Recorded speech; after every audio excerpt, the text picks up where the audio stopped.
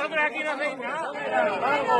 Haced lo que queráis, pero la concentración debe ser pacífica. Sí. Porque si no, la Guardia Civil nos va a disolver a nosotros. No a Claro, ellos. y los guardias están aquí para protegerlos a ellos. Hombre, claro. Acá han venido.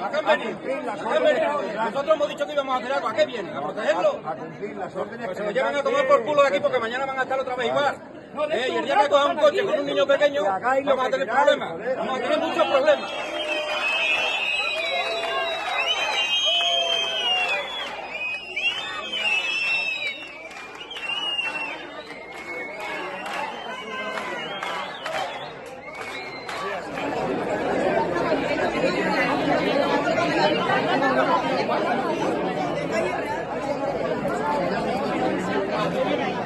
¡Ocupa fuera! ¡Ocupa fuera! ¡Ocupa fuera! ¡Ocupa fuera! ¡Ocupa fuera! ¡Ocupa fuera! ¡Que aquí nos podemos! ¡Fuera!